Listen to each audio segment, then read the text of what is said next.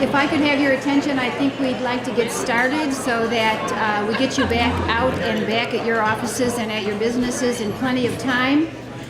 Please continue to eat while we are conducting our program, although I would ask you to do it quietly if you could. Thank you.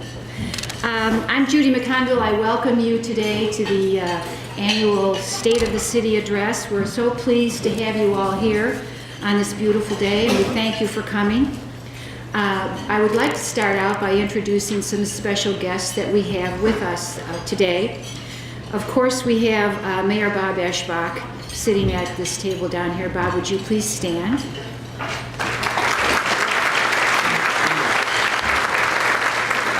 And we have City Commissioners Dan Awesome, Wayne Eichelkraut, and Ed Whitney, if you would please stand. And I see you, Dan, I'm sorry. We have some distinguished guests from our county government.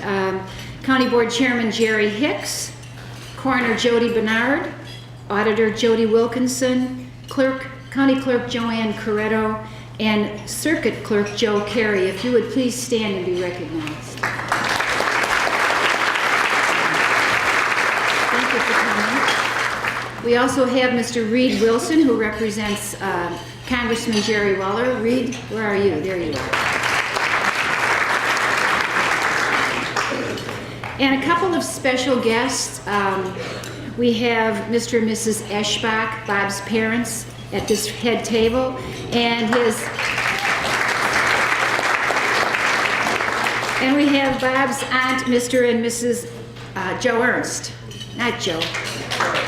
Ernst. Thank you. I'm sorry about the mistake. If we have any county board members, would you please stand and be recognized? I saw Tom Walsh. I didn't see. There you are in the back. At this time, it's my pleasure to introduce our Master of Ceremonies, Dr. Don Milano. Oh, I guess I'm doing the prayer and the Pledge of Allegiance. Yes, you are. Can we bow our heads for a second? Thank you, God, for bringing us all together to enjoy each other's company and certainly good government. Amen. Can we stand for the Pledge of Allegiance, please? I pledge allegiance to the flag of the United States of America and to the republic it stands, one nation, under God, with liberty and justice for all.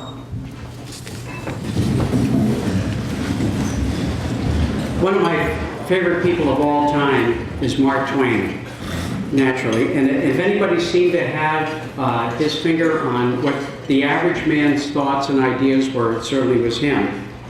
And one of his most favorite expressions that I enjoyed was, a man with a new idea is considered a crank. That is, at least until the idea succeeds. And that's basically what we have with government and with leadership. Good government, innovative government, is the launching of new ideas and bad ideas. And sometimes the good ideas succeed, and sometimes the bad ideas succeed. Sometimes the good ideas are shot down, and sometimes the bad ideas are shot down. But we must try, because lack of trying will only give us what we have at the present time. Before we get started with the program, and before I introduce Bob, who hopefully will have some new ideas, who does have new ideas. Before we get started with the program, a little bit of housekeeping, and that is that you have pads and pencils at the table. As Bob is going through his presentation, please fill out any questions that you may have, and the Ottawa Chamber staff will be around to pick them up and give them to me. I'll be sitting over at the table over here on the right. And then when the question and answer period comes up, I'll go through the questions and try to get as many in as possible. But at the moment, I would like to have the honor of introducing Robert S. Eschbach, Mayor of Ottawa, Illinois.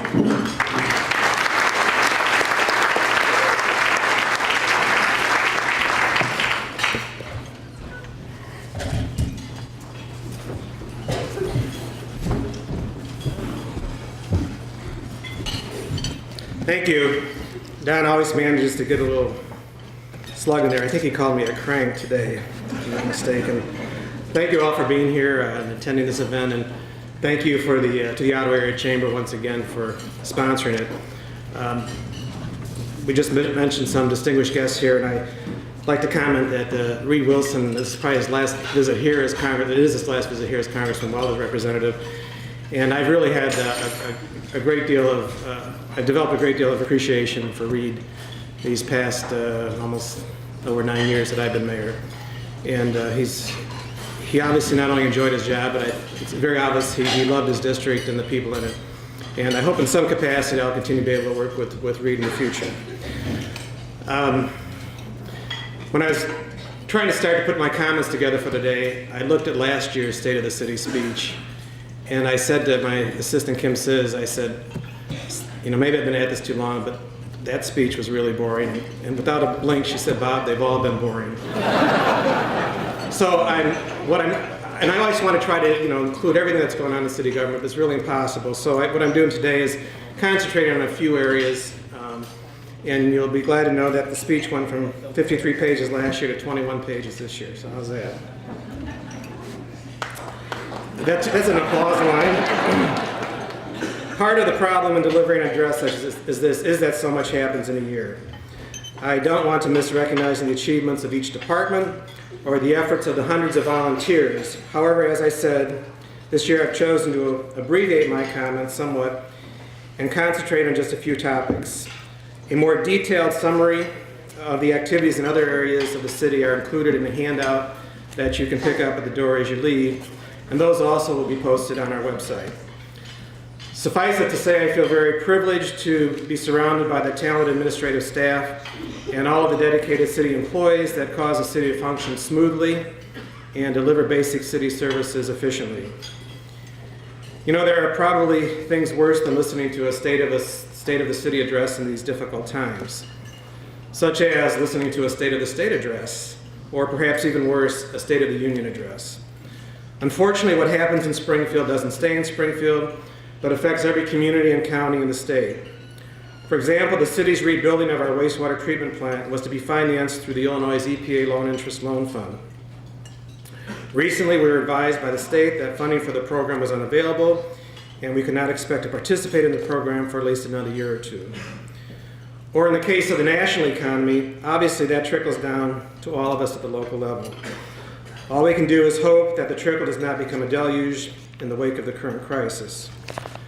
Of course, the cost of health care is always a challenge, and the falling stock market is a real concern to our employee pension funds. And even before the events of the last few weeks, residential construction in the city had dropped dramatically, with only 3 building permits issued for new homes and 4 building permits issued for new duplexes since the first of the year. And this doesn't include Heritage Harbor, which I'll talk about later. However, on the commercial and industrial front, just the opposite is true. The amount of commercial and industrial projects under construction or just completed, together with city infrastructure projects, totals nearly $250 million. This is a staggering amount. I don't believe the city has ever experienced this level of development in any similar period in our history. Commercial and industrial projects completed this past year or under construction include the following. International Titanium Powder, that's a $25 million titanium refining facility being developed in the Ottawa Industrial Park, which is expected to employ approximately 60 people. Adjacent to the titanium site in the industrial park is Sika Corporation. Its new $4 million concrete admixtures facility was recently opened and employs 4 people. On the city's north side, the Kohl's distribution center was completed just a few months ago. The facility includes over 9 miles of conveyor belts. Kohl's already has hired 140 workers at this $50 million facility. The center now serves 36 stores, and by next fall, Kohl's hopes to serve 100 of its stores out of this center and expects to then hire a second shift. And from Kohl's today, we welcome into Ottawa our Director of Human Relations, Fred D'Alessandro, and his assistant, Michelle Hale, which are right over here.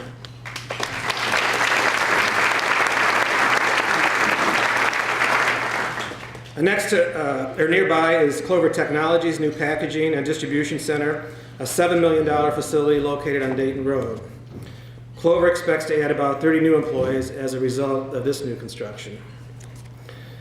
Also on the north side, the Bill Walsh Toyota dealership has just opened its $5 million sales and service facility, bringing additional sales tax dollars to Ottawa and 15 new employees. And just down the hill from Bill Walsh Toyota is Mineral Visions.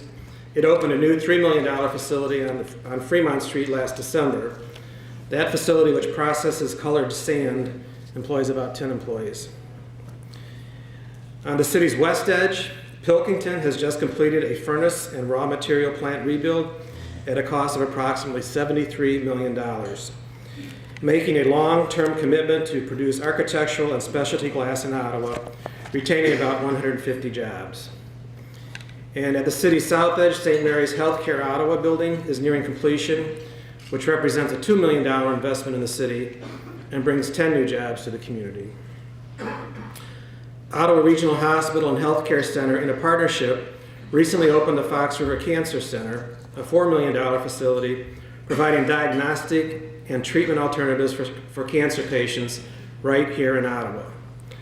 Last fall, Ottawa Regional Hospital also completed its renal care facility and its CT and MRI facility at an additional $6 million investment. The parking deck expansion is about to be completed, and soon Ottawa Regional will be breaking ground for a new mental health facility, which, using green technologies, promises to be an exciting project. I think it's absolutely amazing how far Ottawa Regional has come in the last several years in expanding its patient services. Recently, a patient at Northwestern Hospital was advised that he needed a special imaging study and was told he would have to go to the Mayo Clinic. It just happened to be that someone in the room familiar with Ottawa Regional's newest equipment was able to say, or you could go to Ottawa Regional. Finally, development continues at Heritage Harbor, Ottawa. This past year, the 32-acre harbor was completed, and almost 100 boat slips were installed, almost all of which are sold. And 80 more slips will be installed this winter. The first model home has been erected, and the construction of 13 residential units is now underway. Roadwork and infrastructure on the West Peninsula is nearly complete. While the full development of Heritage Harbor will take many years, recent infrastructure and housing construction has already reached the $35 million level. A condominium building containing 24 units will start construction this spring, as well as a 96-room hotel and spa, conference center, restaurants, yacht club, and indoor-outdoor pool.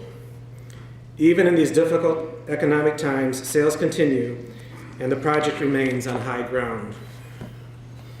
There are many smaller projects occurring throughout the community, including the new Jimmy John's restaurant at Columbus and Superior Streets, a new auto spa facility behind the Ford dealership on West Stevenson Road. Incidentally, some eyesores have also come down, including the old Budget Inn, where we expect a new hotel complex to be developed. All in all, these projects total nearly $217 million in construction. As I've said, a clear record breaker for development in the city of Ottawa. Similarly, city infrastructure projects underway or recently completed also reflect a record investment approaching $18 million. Completed or nearly completed projects include the Foss Road Interceptor, the Allen Park Interceptor, and the Champlain Street Interceptor at a total investment of over $3 million.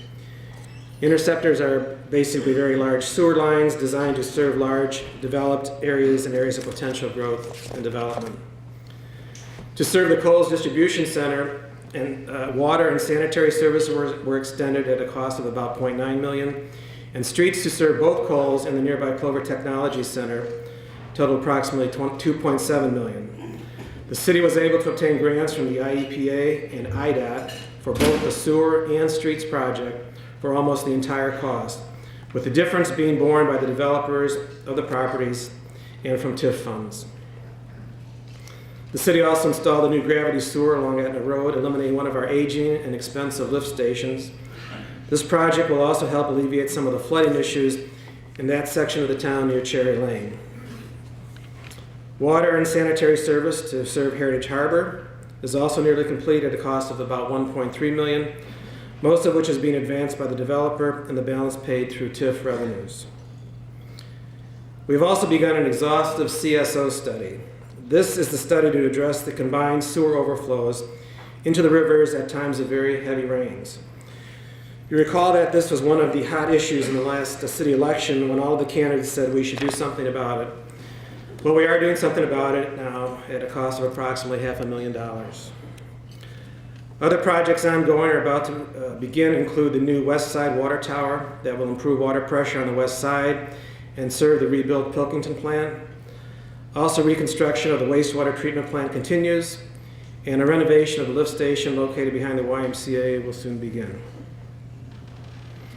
This year we also have a general street maintenance program of about $1.2 million, which includes the resurfacing of 76 blocks of street and 7 intersections. After considerable research by Streets Commissioner Dale Baxter, the city for the first time used an in-place recycling and microsurfacing process on about 50 of those blocks. This process allows the city to resurface about twice the number of blocks for the money. We also applied a hot mix sand seal to about 26 blocks. We will be watching this experiment closely to see how durable these streets turn out to be. And for the second year in a row, the city is making a concerted effort to restore brick streets, including a complete rebuild of a stretch of Grafton Street and relaying the high and low spots on various sections of Congress Street and other area streets. This year we've committed about $90,000 toward our brick street restoration program. You can't really tell, but the picture on the right there was the after where there's still a lot of sand, I guess, on top of it. Our largest street project this year is the Adams Street Reconstruction, which is a total rebuild of a mile of that south side street, including curb, gutter, and sidewalk at a cost of almost $1 million. A Safe Ways to Schools grant was obtained to cover the cost of the sidewalks. And finally, planning for the Poplar Street Hill reconstruction is being finalized, with the construction expected to begin next year. Tourism also continues to play a vital role in the economic vitality of Ottawa. Last year, over 78,500 hotel-motel stays generated tens of millions in visitor spending and more than $300,000 in hotel-motel taxes, which are used to finance our tourism efforts. The city contracts with the Ottawa Visitor Center to provide tourism and visitor services to the city. This year, the Visitor Center obtained 24 wayfinding signs directing visitors to key points of interest in the community. The city also joined 46 other Illinois communities and became part of the Looking for Lincoln Heritage Coalition. New wayside signs were installed at Washington Square, where the first of the Lincoln-Douglas debates occurred, at the site of former Mayor Glover's home on Columbus Street. I guess it's former Mayor Glover's former home. There's no home there anymore. And where Lincoln stayed, and the confluence of the Fox and Illinois Rivers, where Lincoln was mustered out of the service during the Black Hawk War. This year's anniversary of the debate was marked by a series of events, including the opening of the 1959 time capsule, the Abe and Steve reunion tour, the Hats Off to Lincoln project, exhibits, lectures, and a Washington Square performance by the Illinois Valley Symphony Orchestra. This past year, the Illinois River Road National Scenic Byway was also launched. This 140-mile drive begins in Ottawa and ends in Havana, Illinois.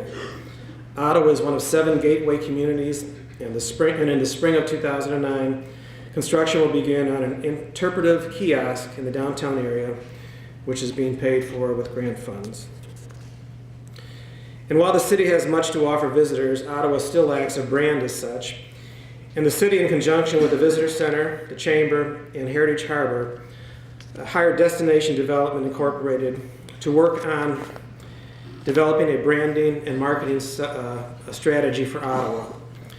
A botanical arts and gardening brand was recommended by Destination Development after a 1.5-year process involving community input and nationwide research. We are aware of the theme being used in only 3 other communities in the country, one of the most successful being Greenville, South Carolina. In the next few months, we will be forming a Grow Ottawa team to sell the brand and begin developing product.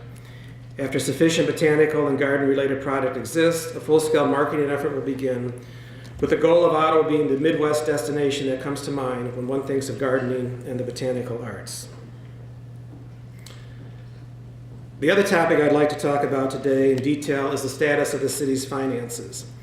I believe the most important responsibility of city officials is to work within a balanced budget, and the city again adopted a balanced budget for the fiscal year. The city's finances are sound. Our current revenue streams seem to be on target with projections, and spending is within budget limits. When I first became mayor, many people thought the city council was spending like a drunken sailor. That perception was due in part, I think, to a great number of very visible improvements that were initiated in our first few years of office, many of which were paid for with grants. And while aggressively seeking grants is important in improving the city, even more important, I believe, is the implementation of sound financial practices that have been put into place over the past years, including the budget process and the adoption of an overall entrepreneurial approach to government. There is much more to creating a vibrant and sustainable community than just saying no on spending. Many small communities say no until they're blue in the face and they're drying up on the vine.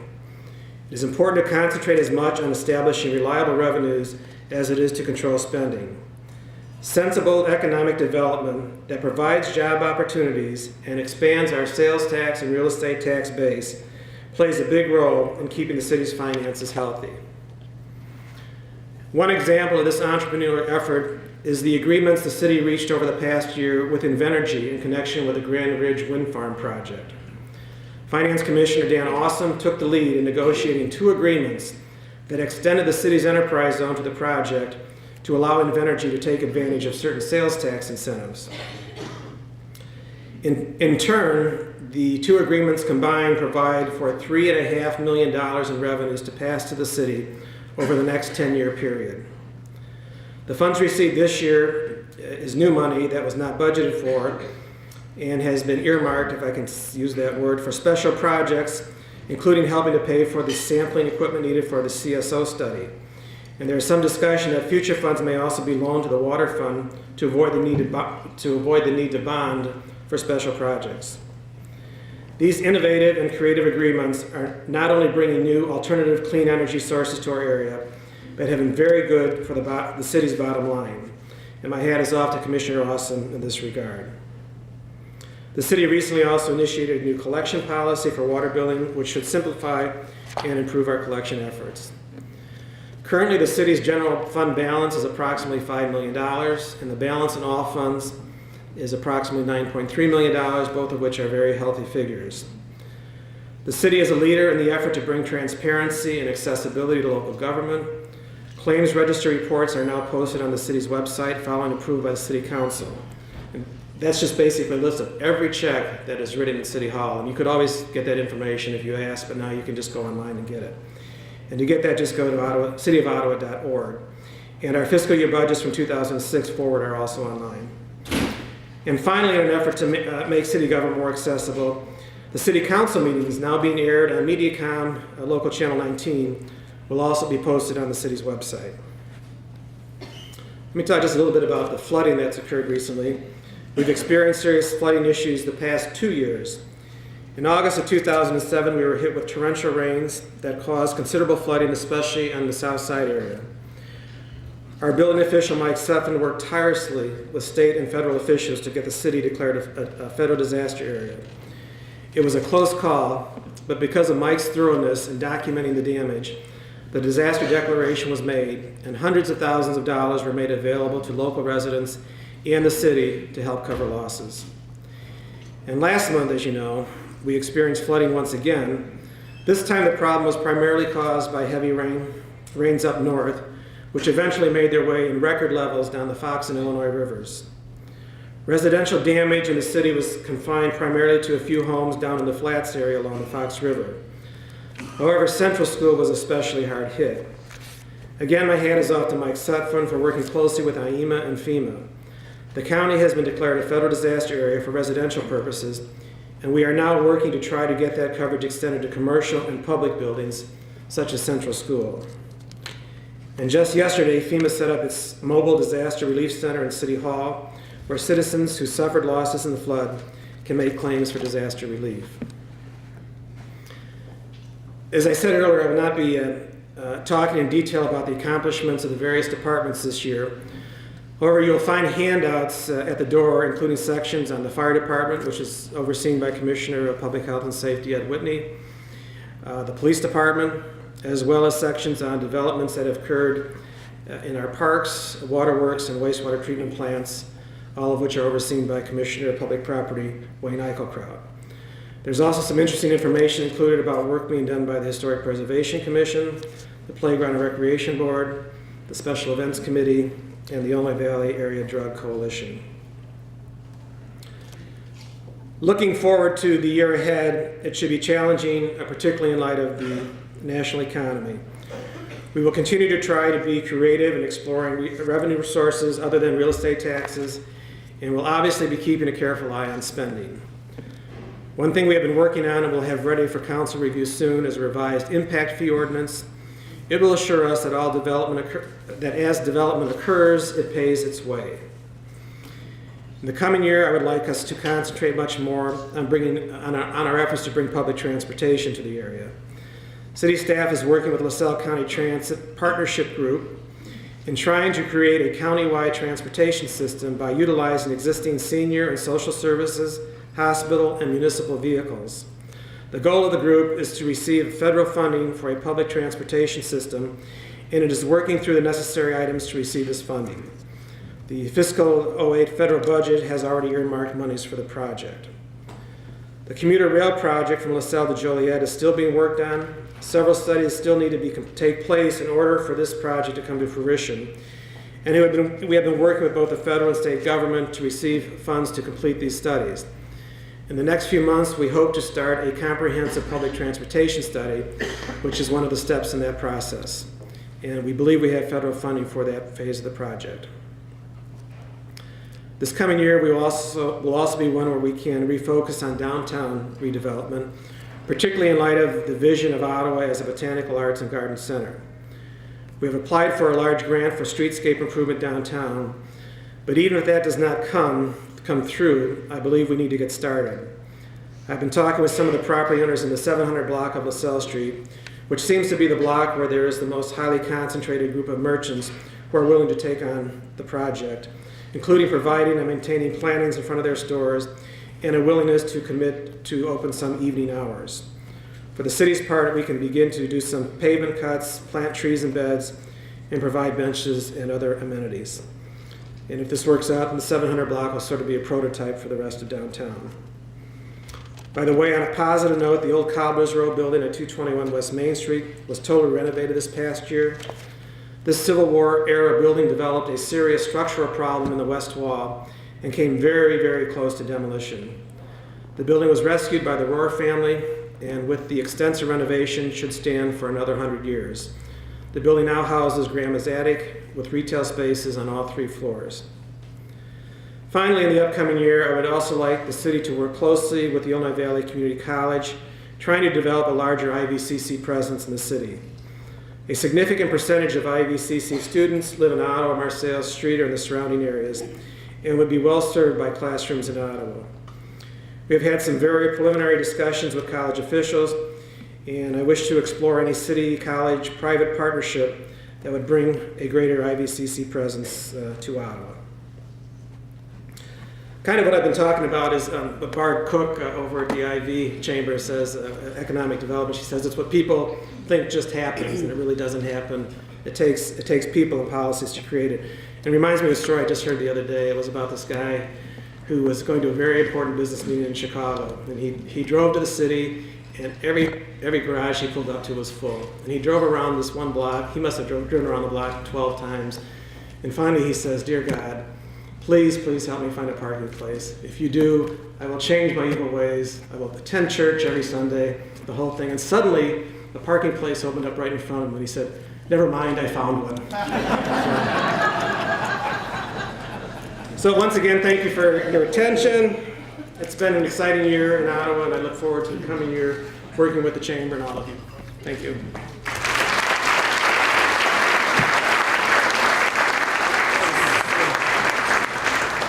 Mr. Warren. Oh, thank you. Question and answer time, but before we get to that, Senator Gary Dahl came in and I wanted to introduce him. Gary? Please continue to write down your questions and the girls will be around to pick them up. The first one is, does the city have plans to replace property tax revenue if the market values cause EAV to decline? Well, I hope things don't get that serious. I think what the question implies is that if property values go way down, it's going to be more of a burden on the taxpayers. Our real estate taxpayers. Our goal has always been to try to minimize our reliance on property real estate taxes, and basically the amount of our budget that comes from real estate taxes isn't as great percentage-wise as it once was. We've really been able to do a lot with sales taxes and other revenues by being creative. One of which I talked about. So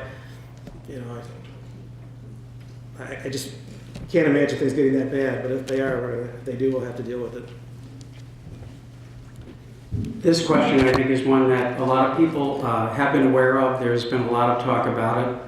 Do you think the newspaper blogs have a negative effect on the city? I've thought about that a lot, and I've had meetings with the new publisher, the Daily Times, and there's two competing things there. One is freedom of speech, and you want people to get things off their chest, and usually by doing that, the more information that gets out there, the better. But one thing I really think is bad is that it allows it to be done anonymously, and I think people need to take responsibility for what they say.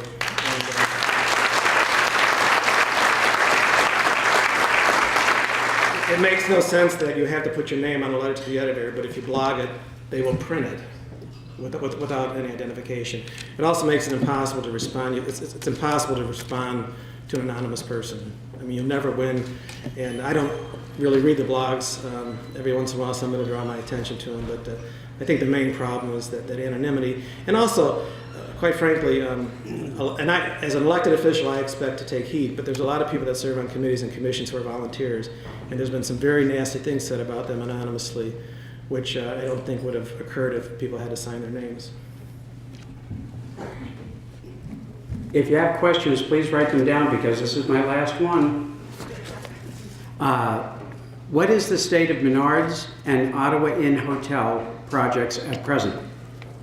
I was thinking maybe we could do karaoke if we had extra time at the end.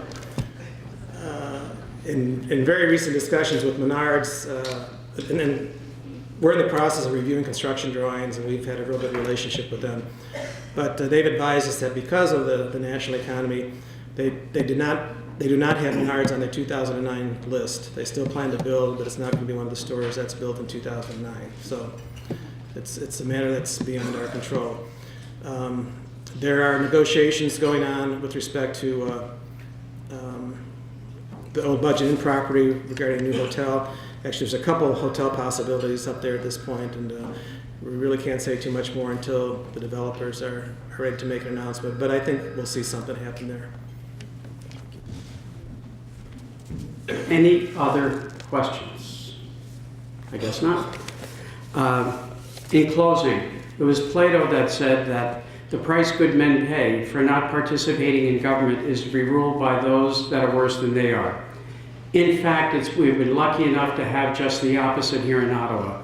All of these good things that have happened in what I think is the most wonderful community in Illinois have come about not only because of the volunteers in the community, the volunteerism at our government level as well, to have such wonderful people serving on the city council, in the city offices, and certainly our mayor. That's my opinion, and that's how I feel about Ottawa. I feel very lucky that I've been fortunate enough to find this place to be able to live my life. In closing now, I'm going to turn the program over to Judy, who will give the closing remarks. Thank you, Don. And I wholeheartedly agree with Don's latest remarks, and I, having been born and raised here, I feel the same way. This is my town, and I like to see good things happen. I would also like to thank our 2008 Diamond members, who are Central Bank, Ottawa Regional Hospital, Savic Innovative Plastics, the First National Bank of Ottawa, The Times, and WCMY 1430 95.3 The River. Thank you very much for sponsoring us. And a special thanks, of course, to Mayor Bob for the excellent job that he has done in delivering this 10th State of the City address. And let's give him another.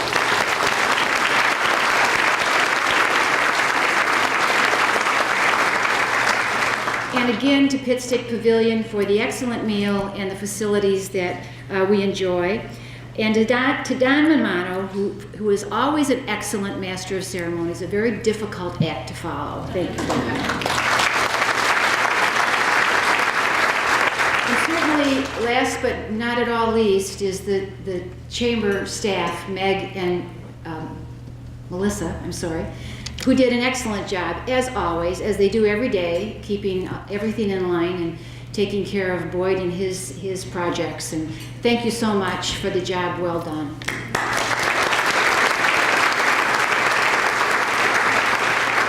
And with that, I bid you good day, and I thank you for coming.